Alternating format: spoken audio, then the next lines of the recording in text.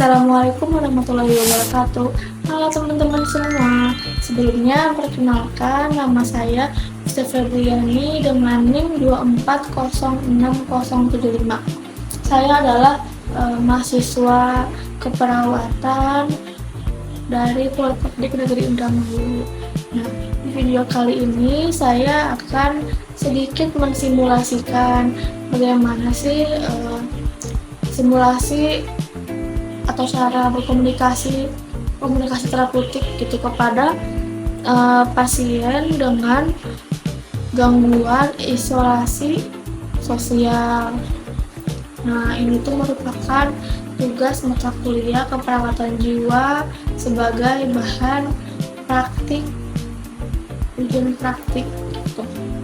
Oke teman-teman, gak perlu lama-lama lagi, lanjut aja ke videonya, stay tune.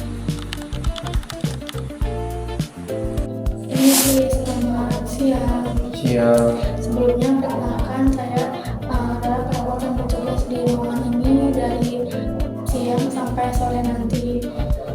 Sebelumnya saya tahu nama Mas siapa? Nama saya Aldi Rifki. Terus tanggal lahirnya? Boleh. 29 November. Terus ada tulangnya? Baik, kalau gitu Mas Aldi Rifki Priadi, saya sebut apa ya panggilannya? Aldi aja. Oke, Mas Aldi. Baik Mas Aldi, jadi Mas Aldi ini merasa apa? Mas Aldi apa yang Mas Aldi rasakan?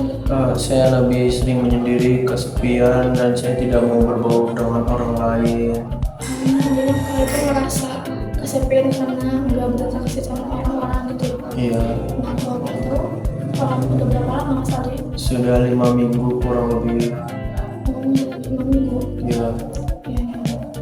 Nah, untuk mengatasi rasa kesepian itu apa sih yang kalian lakuin? Saya hanya bermain game Mobile Legends saja, itu sedikit menenangkan perasaan saya yang merasa kesepian ini.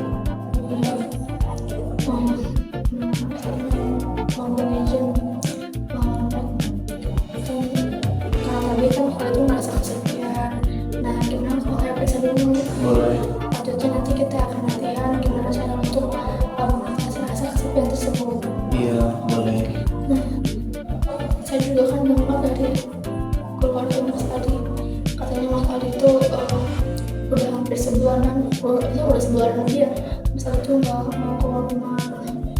Mas Aldi ya? Iya.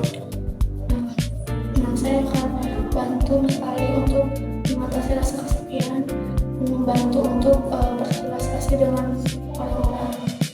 Itu apa Mas Aldi bersedia? Bersedia. Itu waktunya kurang lebih 15 menit. Mau di sini atau mau di mana tempatnya? Di sini aja. Ya, oke. Boleh diceritain apa sih yang membuat kali kesepian, yang mau keluar rumah? Saya tadinya ikut tes CPNS, terus saya gagal. Orang tua saya selalu membanggakan saya kepada tetangga, kepada teman-temannya. Tapi saya merasa gagal dan tidak berguna, dan saya merasa saya mengecewakan keluarga saya, terutama ibu saya. Terus tetangga-tetangga saya juga merasa julid dan selalu meledek saya tidak berguna. Pasti itu susah banget ya sih. Makanya pasti masih itu kan nggak mudah itu buat kita kecil. Soalnya pasti berat sih kalau udah di posisi yang kita harapin tapi nggak dapet gitu. Tapi kan kalau coba ya lihat dari orang tua Mas Aldi kan mereka masih peduli ke Mas Aldi. Akibat dari kejadian itu apa sih yang Mas Aldi bisa banggain? Apa yang bisa Mas Aldi? Gak ada. Atau mungkin hari sebelumnya ada hobi? Saya dulu suka bermain gitar, suka bernyanyi di kafe-kafe. Saya juga suka bermain bola, berinteraksi dengan yang lain. Itu saya sering banget.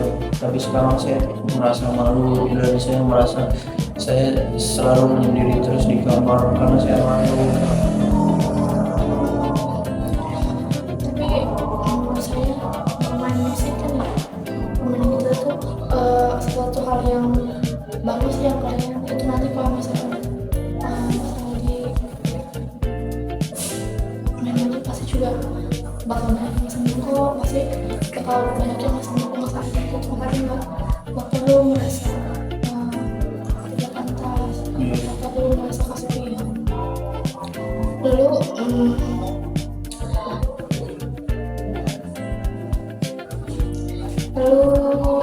kalau misalkan di rumah Mas Ali suka ngobrol gak sama siapa gitu di rumah? Saya suka berinteraksi atau ngobrolnya cuma sama ibu saya, karena itu orang yang saya paling percaya dan yang sangat mengerti saya. Kalau boleh tahu gimana di rumah sama ibu suka ngobrol soal apa? Palingnya ibu paling pas lagi bawain makan ke kamar aja, nanyain gimana kondisinya, udah itu aja. Paling kalau misalkan mau ngambil makan kali ya? Iya, Mau sambil iya dia antar sama ibu karena saya malu. selain di rumah di mana kita itu ya, ada nggak sih orang-orang yang kepingin sekali temuin gitu yang dari Tetangga saya, soalnya dia sangat julid dan suka meremehkan saya, merasa tidak berguna, saya merasa gagal, selalu meledek saya pas saya gagal tes CPNS ini. iya sih pasti wajar kali pasti berapa kali sama kali kan atau mungkin beberapa kali kan mereka juga ngobrol yang gak enak kan di rumah kali, jadi mungkin kali dari situ merasa kayak sedih, tapi itu kan mungkin gak semua masalah ya, Iya, nggak semua, hanya beberapa saja. cuma yang pasti tetap ada bikin sakit ya. Iya seperti itu. Jadi kalau itu merasa kesepian, merasa ditolak sama orang lain dan takut untuk bercakap-cakap sama orang lain, sedangkan maksudnya dia ada di kamar gitu. Nah itu kita sebutnya dengan isolasi sosial. Mana kalau misalkan nanti kita coba untuk latihan bercakap-cakap gitu nanti saya jadi nah menurut Mas Ali ada nggak sih manfaat kalau kita ngobrol-ngobrol sama orang-orang, sama teman-teman misalnya? Dulu rasanya sangat bermanfaat, ya karena mencari relasi juga, mencari pengetahuan atau ilmu lebih. Tetapi sekarang merasa saya malu untuk berinteraksi kembali. Nah tapi kalau dari Mas Ali yang Mas Ali kan nomor keluar, Mas Ali merasa malu untuk keluar rumah, menurut Mas Ali apa sih gitu kerugian kalau nggak bergabung dengan orang lain? Kerugiannya ya nggak punya teman, nggak ada relasi, terus ya rasa kesepian juga.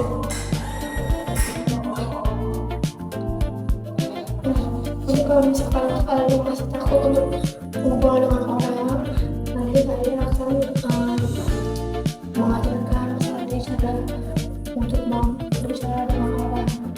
Caranya itu yang pertama kita selalu ngobrol tersebut dengan nama, nanya alamat, nanya hobi. Mungkin kalau misalkan sesuatu nanti mungkin misalkan sama gitu ya, atau misalkan semua Mas Aldi tuh merasa dia tuh orangnya klop nih, ini bisa kita ajak berbicara teman-teman. Nanti mungkin besok mungkin ya Mas Aldi ya, saya akan mengajak Mas Aldi untuk bercakap dengan orang lain. Boleh. Gitu sih Mas Aldi. Itu mungkin yang bisa kita bahas sekarang nih ya. Ya. Dari yang sudah tadi saya jelaskan, gimana kalau perasaan sekarang? Saya merasa lebih percaya diri aja gitu untuk berinteraksi dengan lingkungan sekitar lagi, dengan teman-teman saya lagi, terus sedikit lebih percaya diri, Merasa lega juga. merasa lega juga. Apakah Mas Ade masih ingat apa yang telah saya jelaskan? tadi cara untuk perkenalan, namanya siapa, terus nanya alamatnya di mana, dan bisa juga tanya hobinya apa. Ya kalau misalnya udah cocok bisa lanjut dengan sharing-sharing supaya bisa saling memahami satu sama lain gitu. Ya, Nanti selanjutnya kita kan bakal buat jadwal latihan. Nanti Mas Ali mau ketemu hari apa aja. besok juga boleh. Oke, kan besok di jam yang sama ya. Iya. Kita akan berinteraksi dengan orang lain mungkin saja Baik. untuk ya, yang terjelaskan untuk bersosialisasi. Nah, mungkin sekali itu saja yang bisa saya sampaikan hari ini. Semoga ada kesempatan ya. Iya. Terima kasih. Ya, makasih juga serius. Apa ya teman-teman, jadi gimana nih? Pada tahu kan gimana sih cara berkomunikasi, cara menghadapi pasien sosial, tapi video itu tuh merupakan masih masih untuk pasien dengan isolasi sosial yang masih di tahap awal gitu, belum yang terlalu parah. Nah, itu tuh merupakan SP1 untuk gangguan isolasi sosial. Oke teman-teman, mungkin segitu saja video yang saya sampaikan. Kurang lebihnya mohon maaf. Wassalamualaikum warahmatullahi wabarakatuh. Bye bye. See you the next video.